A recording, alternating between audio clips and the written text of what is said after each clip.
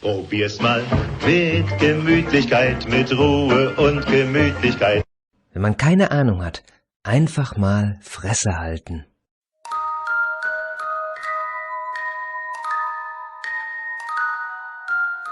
Oh mein Gott, eine Katze! Hilfe! Katzenklo, Katzenklo, ja, das macht die Katze froh.